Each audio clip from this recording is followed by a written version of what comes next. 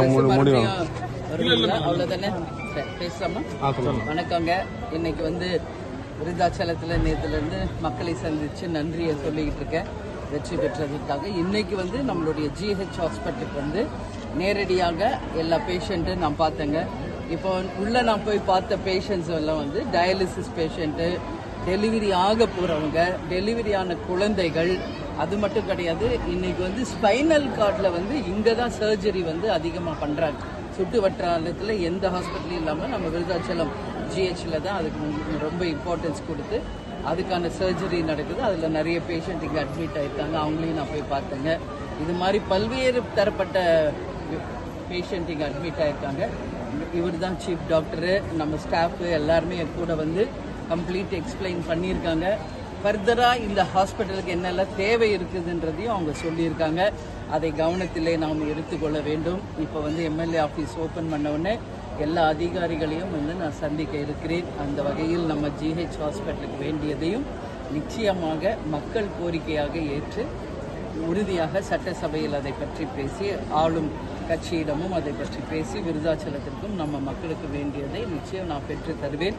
இங்கே மெயினாக எல்லா பேஷண்ட் என்று சொன்னது என்னென்னா, அந்த நிலத்தடி நீர் மாசுனால தான் அதிகமாக கிட்னி ஃபெயிலியர்ஸ் வருது அப்படின்னு சொல்லியிருக்காங்க.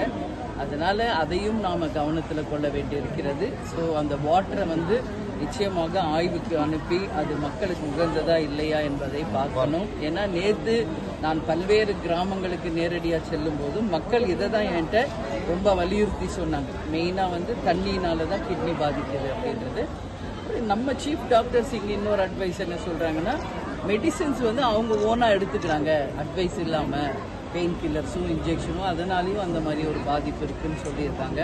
ஸோ இது சும்மா ஒரு நாளில் பேசி முடிக்கிற விஷயம் கிடையாது. உறுதியாக இதற்கான ஒரு ஆய்வு எடுத்து எதற்கு இவ்வளோ பேருக்கு கிட்னி பாதிக்குது என்பதை நாம் நிச்சயம் பரிசீலனையில் எடுக்கணும். அதுக்கு தீர்வு கிடைக்கணும். நீங்கள் இந்த கவர்மெண்ட் ஹாஸ்பிட்டல் மிக சிறப்பாக இங்கே செயல்பட்டு இருக்கீங்க. அதற்கு இங்கே வேலை பார்க்கும் நம்ம டாக்டர்களுக்கும் ஸ்டாஃப்களுக்கும் நிச்சயம் என்னுடைய வாழ்த்துக்களை இந்த நேரத்தில் அவங்களுக்கு தெரிவித்துக் கொள்கிறேன். ஏன்னா அவங்க வாழும் தெய்வங்களாக தான் மக்கள் பார்க்குறாங்க, டாக்டர்ஸையும் ஸ்டாஃப் மெம்பர்ஸையும். ஸோ அவங்க தான் இங்கேருந்து பேஷண்ட்ஸை நல்லபடியாக பார்த்துக்கிறாங்க.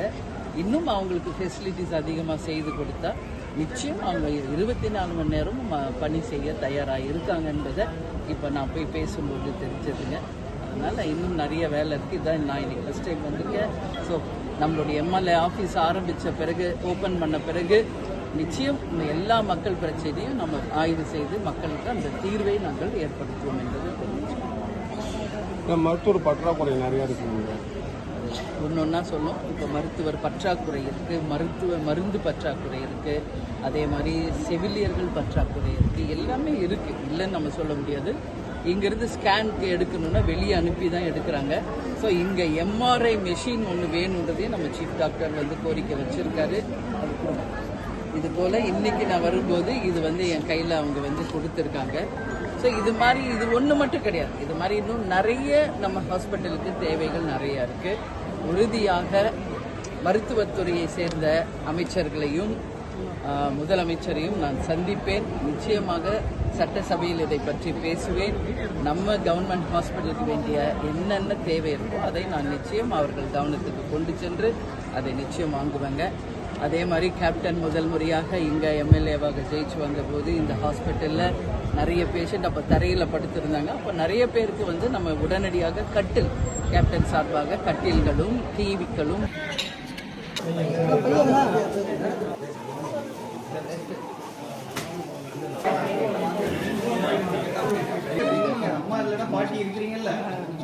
இல்லை உணவு பழக்க வழக்கமாக என்னன்றதை நம்ம கண்டுபிடிச்சு அதுக்கு தீர்வு காணும். சரிங்களா?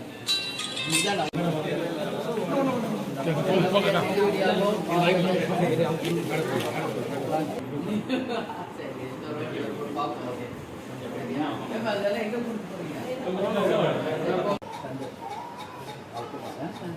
எந்தெந்த அடவி வரைக்கும் இங்கே வருவாங்க.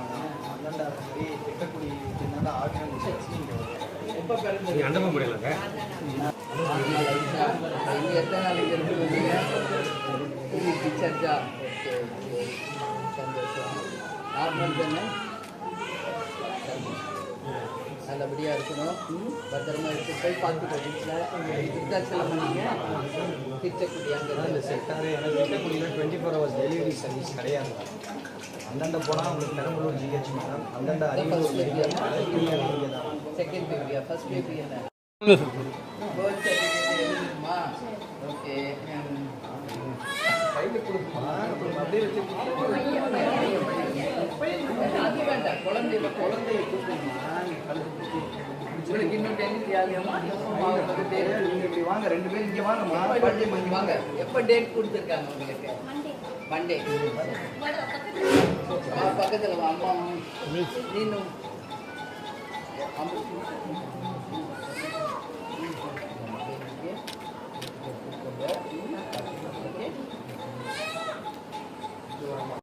ஆப்ரேஷன் முடிஞ்சவங்க இப்போ பண்ண வேண்டும். 4 பேர் மட்டும் அங்கே இருப்பாங்க பண்ணி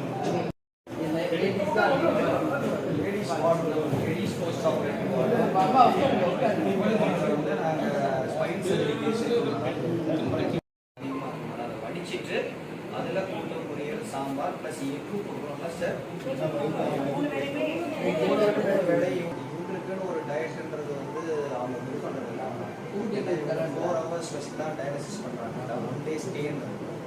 ஆனால் பேஷண்ட் நாங்கள் தர மாட்டோம். இங்கே வந்து நாங்கள் என்ன பண்ணிடுறோம்னா பேஷண்ட்டை வந்தால் அவங்க போகிறது வெயிட் தான் போகிறாங்க மேடம். ஆனால் காலையில் வந்த உடனே உப்பு இல்லாமல்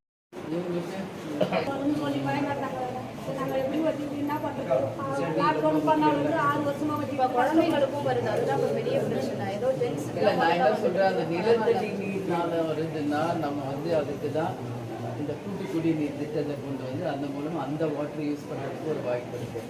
ஸோ இந்த பொல்யூட்டட் வாட்டருக்கு என்னன்றதை நம்ம பார்ப்போம். அவங்க டாக்டர் என்ன சொல்கிறாங்க, நிறைய பேர் பெயின் கில்லர்ஸ் நிறைய பேர் கேட்காமலே இருக்கிறாங்க, கேட்க மாட்டேங்கிறாங்க அப்படின்னு சொல்கிறாங்க. ஸோ இது என்னென்னு ஆய்வு செய்யணும். ஏன்னா நேற்று நான் வந்து எல்லா இடத்துக்கும் போனேன், அங்கேயும் ஊர் மக்கள் என்கிட்ட இதை தான் சொல்கிறாங்க. ஸோ இது வந்து ஒரு முக்கியமான ஒரு இஷ்யூவாக நான் எடுத்து நிச்சயமாக இதை செக் பண்ணுவோம். இல்லை நம்ம கண்டிப்பாக பேசுவோம்.